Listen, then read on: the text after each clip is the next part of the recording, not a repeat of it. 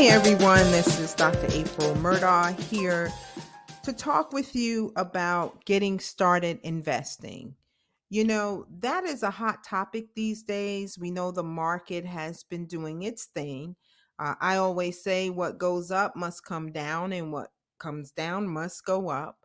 So there has been some market volatility, as we know, over the last couple of years. But the last couple of days have been pretty good for the S&P. But really, what I want to talk with you guys today about is how to get started investing. There was a Fidelity study that said now 67% of women are now investing outside of their retirement accounts, which is a huge increase. I mean, in years past, that number was significantly lower. So we women are becoming way more savvy and way more interested in investing, and particularly since the pandemic. Actually, since the pandemic, the statistic also said that 50% more women are interested in investing. So we know the interest is there, and we know that we're doing a lot more outside of our retirement accounts, which is excellent. And I just commend all of the women who are taking charge of their financial futures, and despite whatever confidence level they have, they are forging ahead because they understand that one, investing period is extremely important, but investing outside of your retirement, in addition to what you do for retirement, is also extremely important. And there also is a statistic, because I am a research nerd. I like reading and understanding what's going on and doing the research. But it says that women who invested $5 million over the last 10 years, the statistic said, they actually outperformed men by 40 basis points, or 4%. So that means that over the last 10 years, women have actually invested at a better return rate than men. So, ladies, yes, that's right. Pat ourselves on the back. We do know what we're doing. The thing is, we need to become more financially confident. And although 67% of us are investing outside of our retirement accounts, how about we get that number even higher? Let's say 95%, won't you? But here's the thing. Even though we women are investing outside of retirement, and even though we are seeing better returns when we invest, remember that study over the 10 years, $5 million, we've increased and we've seen higher returns compared to men.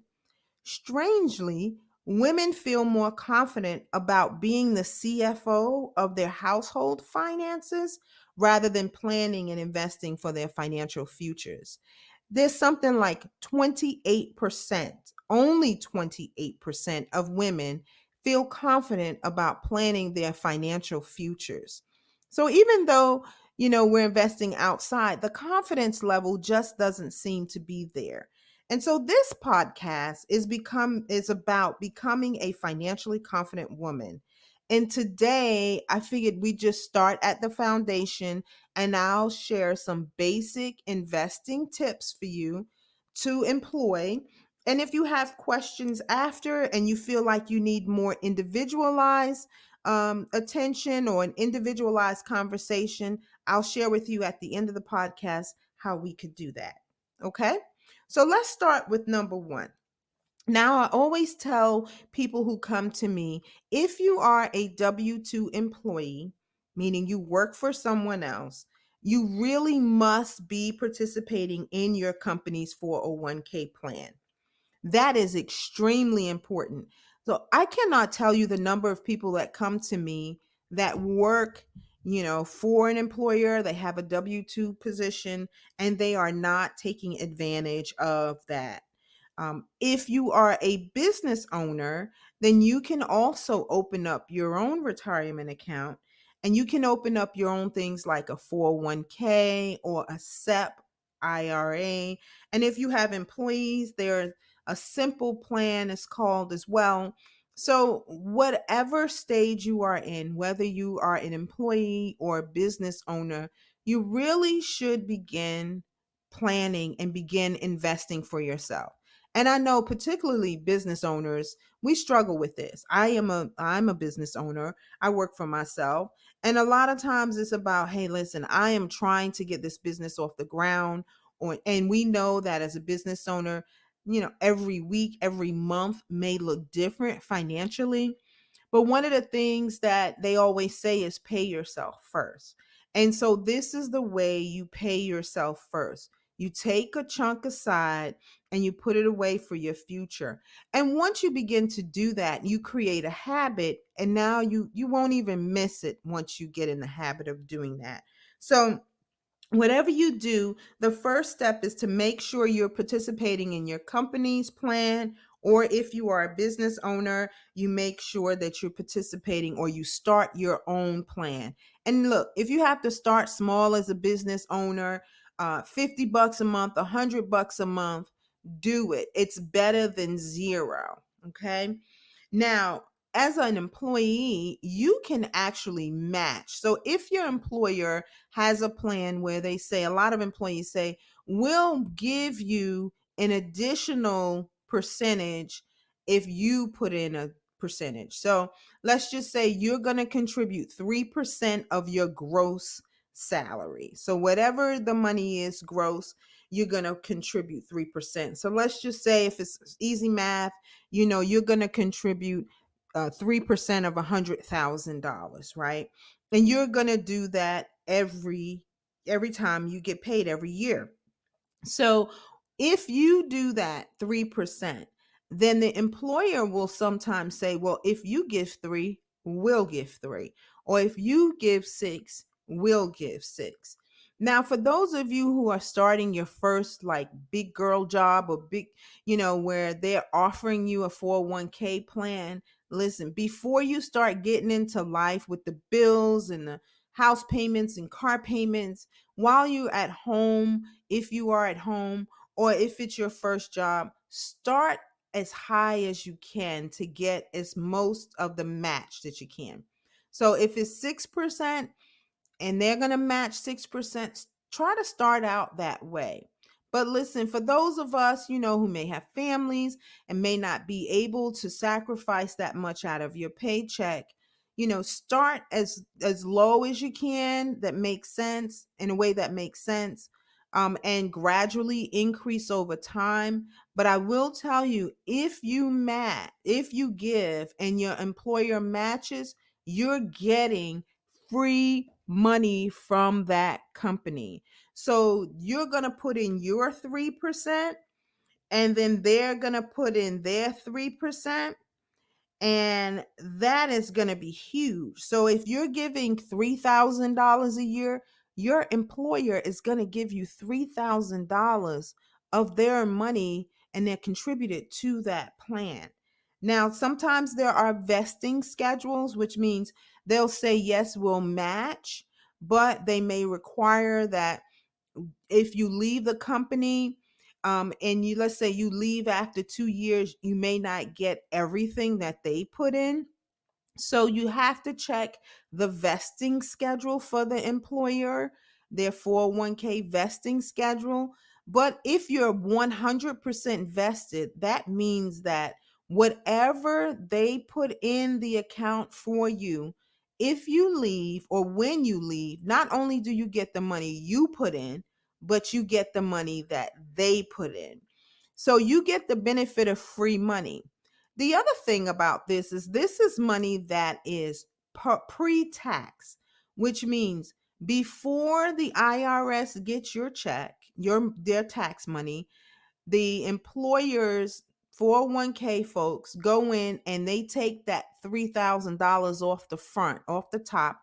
So now you will be taxed on $97,000 as opposed to $100,000. And that is huge. So that is definitely an advantage. It does make your tax liability a little bit lower, because you're not paying taxes on all the gross income that you're receiving. So that's also a great benefit to making sure that you invest in your employer's plan, because of the pre-tax option. Now, as a business owner, you get the same option. It just works a little bit in reverse. Whereas you put the money in there, but then when you go to file your taxes, your contributions up to a certain percentage are deducted against the income that you made. So it does work a little bit in reverse, but just know that whatever you as a business owner contribute to your plan, you will be able to deduct a certain percentage of that off. And it does depend on the type of plan that you have established. But generally, you can put in, let's say if you're under age 50 in a employer plan or a business owner plan, you can put in $22,500 a year. This is as of 2023. And if you're over 50, you can add an additional $7,500 to that. So that is money that you can put into your retirement account and it be tax-free money, meaning it has not been taxed. If you're a business owner, you can deduct those contributions. And if you're an employee, you have the benefit of not being taxed on that money. So your paycheck essentially could be higher in some cases. So I would make sure that that is the first thing that you do, is that you contribute to your employer plan. And if you're a business owner, you start some type of employer plan for yourself. And the other thing too is, if you decide, let's say you don't contribute to your employer's plan and you say, well, I don't want to do it, or maybe, just maybe, your employer doesn't offer a 401k plan or some type of retirement plan. If that's the case, then call me and I'll help them out. But if they don't, and you're not in a position to do that, you can open up your individual retirement account. It's called a traditional IRA. The problem with those, though, is that they have a limitation on how much you can contribute. So, in an employer plan, you can contribute, like I said, 22,500. But in a plan like an individual retirement account, the contributions are less. They're like $6,500. So they are a bit less. So you have to be careful of that. And in some cases, depending on the type of IRA you establish, they may have income limits. So I know for a Roth IRA, if you make over a certain amount of money, you are not able to contribute to that. So whatever the case may be, step one, begin contributing to your employer sponsored plan. And if you don't have one and you're a small business owner, open up a plan for yourself. The second thing is, some companies offer the 401ks and they have two parts to them. They offer a traditional portion, which is the pre-tax option, where, like I said, if you put your money in there, they'll contribute to the pre-tax option before the IRS takes your money out. But then they have a Roth option sometimes in the 401k. And I always encourage people that if they have a Roth option in your 401k, I encourage people, if they can afford to do it, is to contribute to that option first, because that Roth option is money that has already been taxed. So you will be putting in post-tax money, which will then impact the bottom line of your paycheck. Whereas the pre-tax money, they're going to tax it after they take the contributions that you're making to the account out. Well, in the Roth, it's a post-tax. So they're going to tax you on 100,000, and then let's say if you're going to contribute 3%, that 3% is going to come out after you've already paid the IRS taxes, or after they've deducted those taxes out of your account. So it will impact, let's say, your net pay or your bottom line income. And some people, struggle with that, right? Because they're like, oh my gosh, I need all my money up front. And I like the pre-tax option because I don't have to pay taxes on this money, and then it can grow. And it is a great option. But the problem comes in is when you go to retire, and now you're 67, 70. Ideally you'll be in a lower tax bracket. That's an ideal, right? But let's say you're not, and let's say the tax rates are higher. Well, if they are higher, now all of the money in the taxable account, the money that has not been taxed, when you go to extrapolate that money and make a paycheck, a retirement check with that money, you're going to pay taxes on that. But in the Roth side of things, since that money has already been taxed, the account has been open for at least 5 years. When you go to take that money out, you don't pay taxes on it. So, in a perfect world, it would be advisable, if you can't afford to do this, is to fill up the Roth side of your 401k if you have such a thing at your company. As a self employed individual, you can set up a 401k that has a taxable and a Roth option in there, and you can fill up one side of that as well.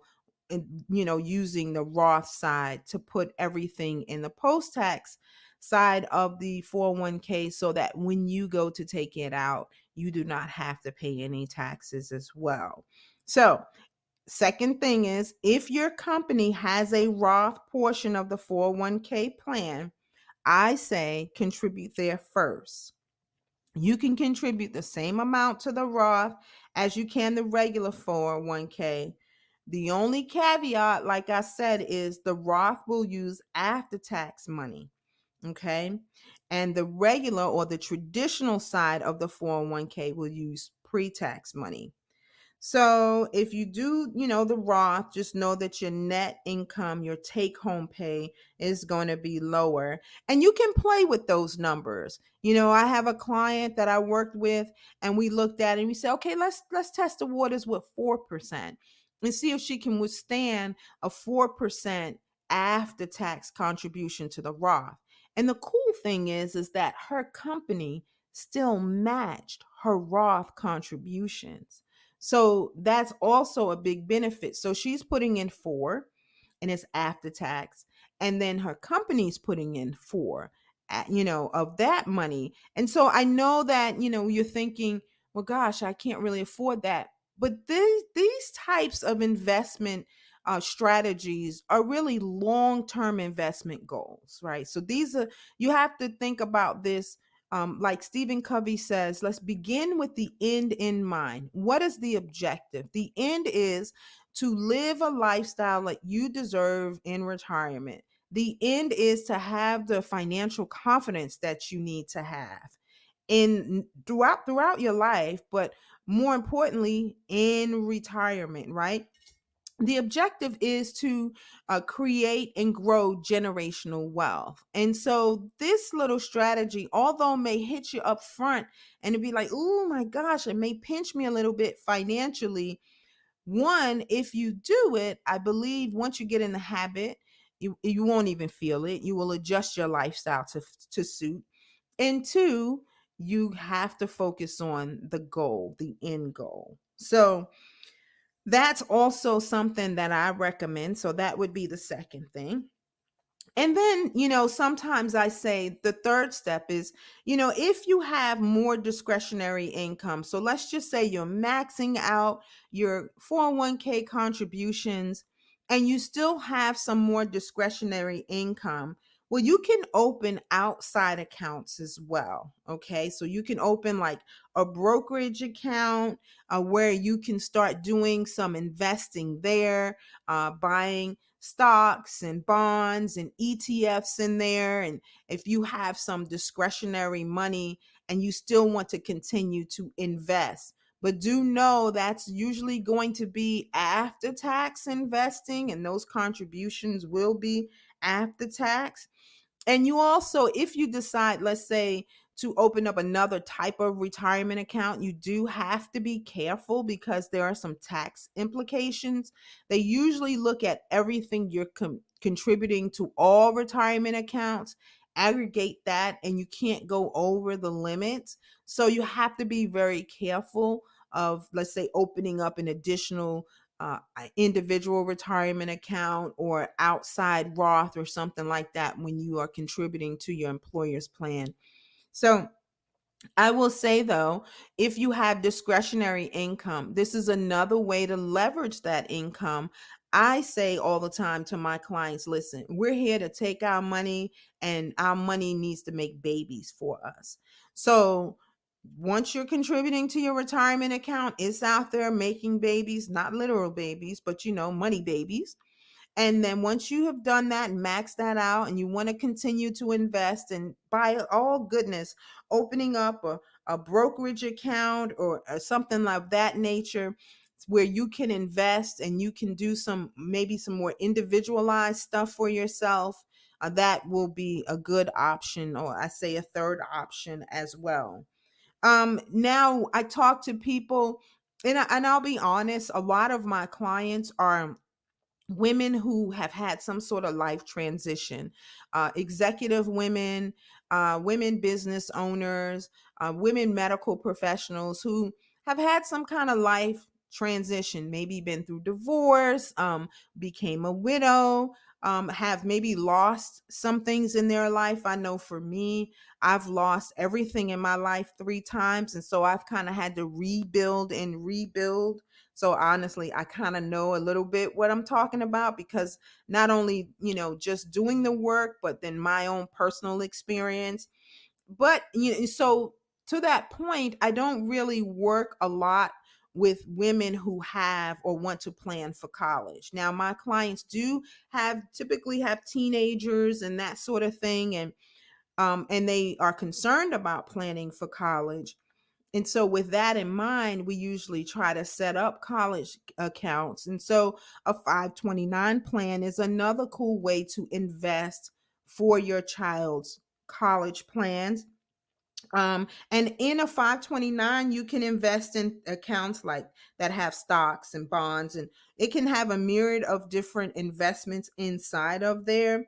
I'll share in probably future episodes on the types of investments. We'll break down like what is an ETF and stocks and bonds and mutual funds and what are those things, how they work.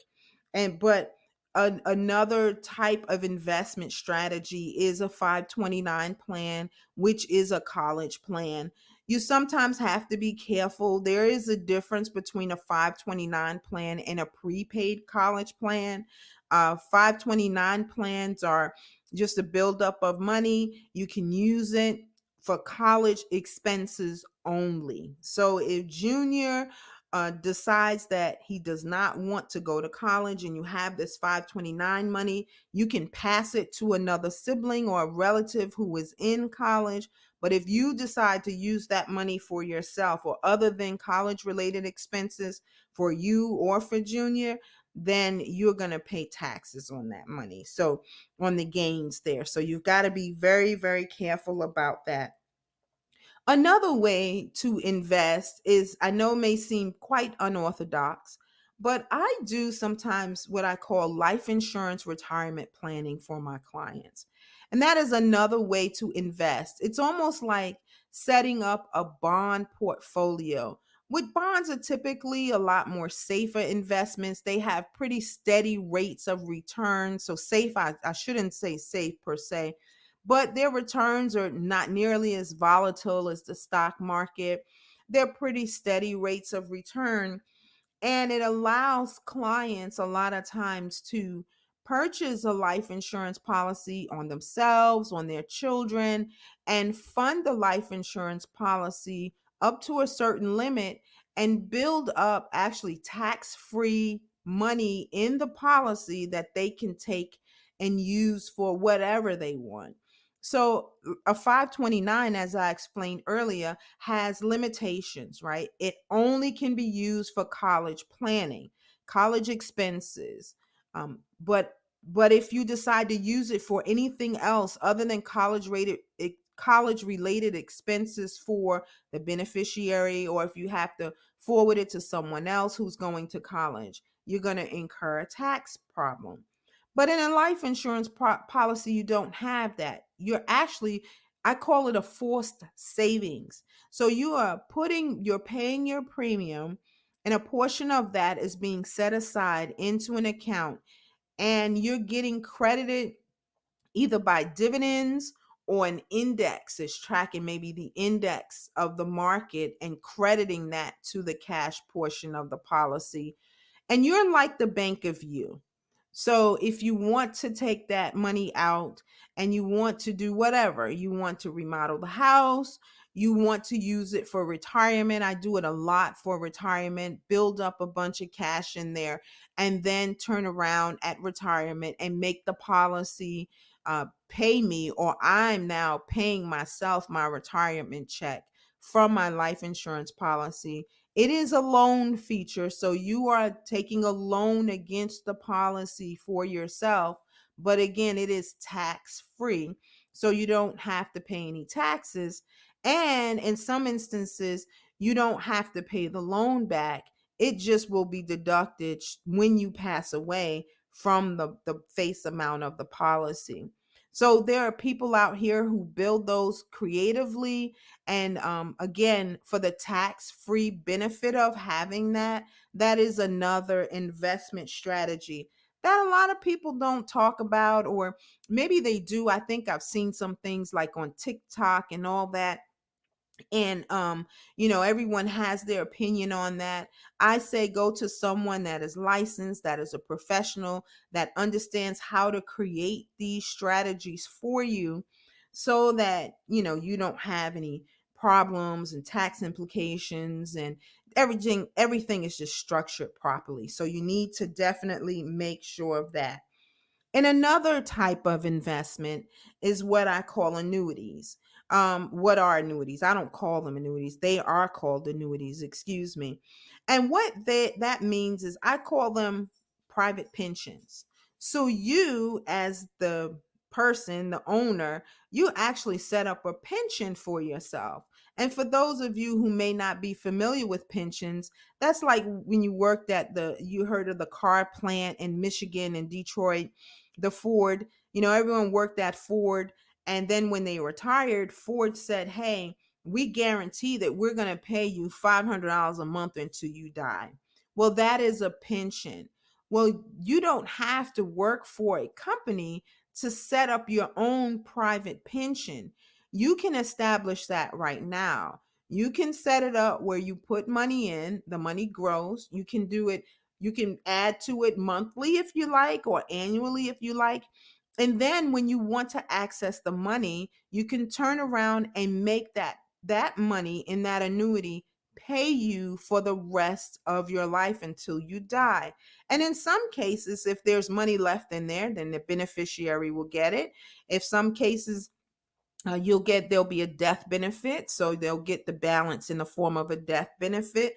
There are many ways to construct annuities, and I've heard that they have a bad rap, but I'll be honest, I have tons of clients that have them. They're a great way to create some guaranteed future income.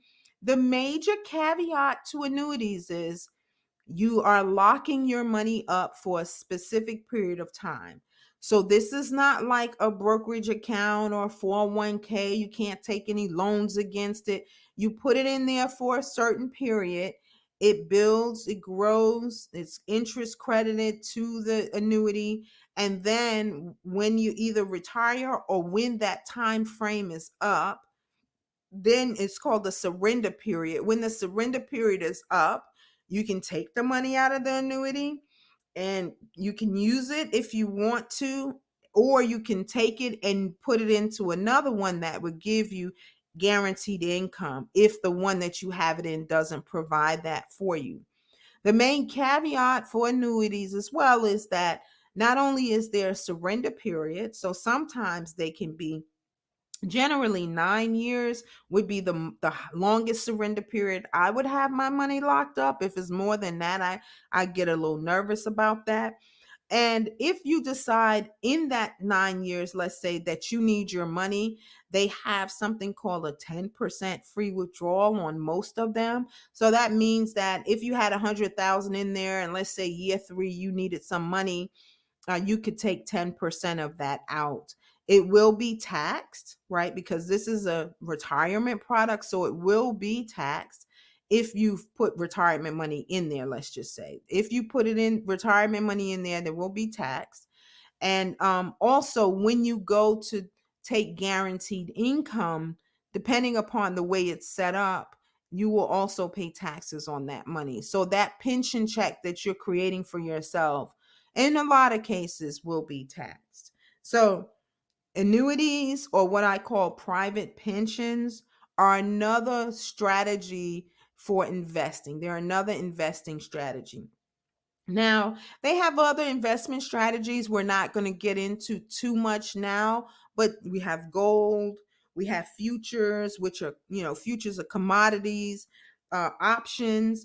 Everyone's talking now about crypto and Bitcoin. Of course, real estate is another way to invest. I have a lot of clients that invest in real estate and use that as a retirement strategy and a generational wealth transfer strategy.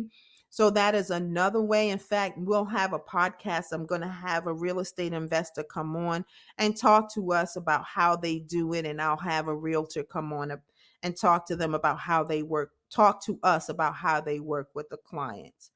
So the main thing, though, with all these different strategies, and I should have said this at the top of the show, is when you go to invest, you really need to understand your why. What is your objective? Do you want to just play with some money? Are you trying to play with money to make money to get income from it now? Are you trying to do something to get income from it later? Is your strategy or your objective retirement? Do you want to leave a legacy? Do you want to purchase a home? Is it something short term where you want to invest for a few years so you can have a bucket of money to put a down payment on a home, or pay the home or buy the home outright? Do you want to buy a car? Is it for education? Are you investing so that you would have money to send your child to college? What if you are, maybe you're investing because you're planning on having a family and you want your spouse to stay at home.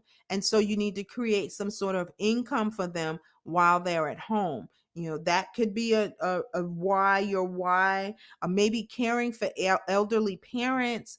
A lot of women take a lot of time out between their work lives because of raising children, of course, maternity leave and everything that comes with that. And then they wind up taking a break later in life to care for elderly parents. And that is also a reason why sometimes we are behind when it comes to investing and building wealth for the future, is because we have so many breaks in our investment lives. I mean, men typically have a longevity or longer time where they're investing. They don't kind of move in and out of the workforce as much as women tend to move out. Now, it can be different depending on your gender, how you identify, or the roles that you have in your household.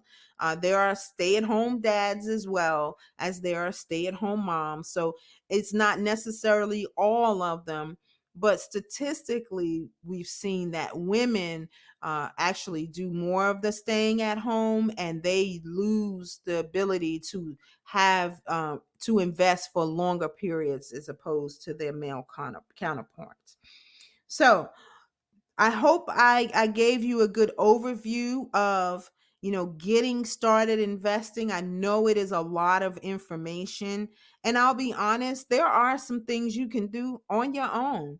Like if you don't have a lot of money to get started, and let's say you're a young person or you're just getting in this thing, opening a Roth IRA is a good first step. I always recommend my young people, when they get their first gig at 16, you can go to your bank and you can open a Roth IRA. You can go to fidelity.com and you can open a Roth IRA. If you're going to just put $50 a month in that thing when you're young, get your first job, that is a good way to get started. They typically are funded with mutual funds, but that's a good way to start taking your money and making it make babies. So I always say, that's a good first start. But I've given you a lot of different options, and it can be overwhelming. Like I said, you can do this yourself by going online and opening a Roth IRA account, which is perfectly fine. But if you want to do something a little more strategic, maybe long term, or you need someone to help you flesh out maybe your objectives and or match your investing strategies with some objectives that you have, then I invite you to meet with a financial advisor. If not me, then someone else out there that can help you get on the right path when it comes to investing.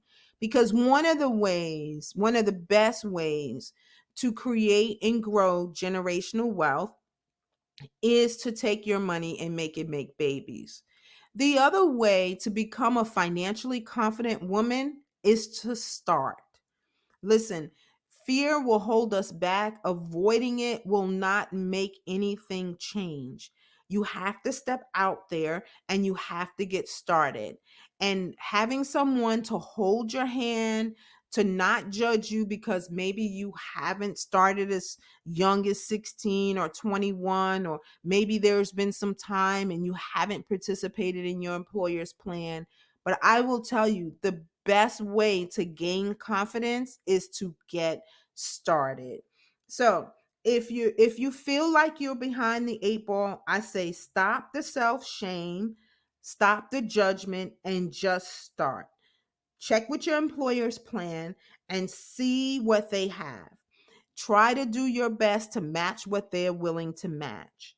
And if they do not have one, then you can start your own. You can open up one on your own, either, like I said, at a bank if you want to start a Roth account, or you can work with a financial advisor, a fiduciary like myself, to kind of help you through that process.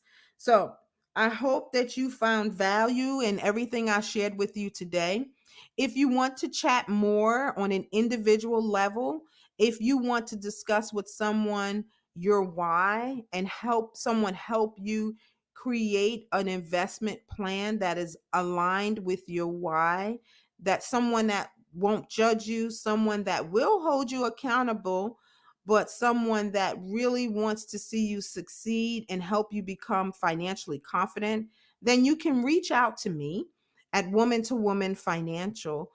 You can visit my website or you can email me at info@woman2womanfinancial.com. And I would love to sit down and chat with you, learn more about you, and see how I can assist you in creating and growing generational wealth. So it has been a complete pleasure. I thank you so much for allowing me to share these strategies with you. Uh, Reach out if there's anything that you ever need. But listen, let's get started. The only way to create generational wealth, to become financially confident, is to start. I would love to do it with you. But if it's not me, then get someone to help you. Take care.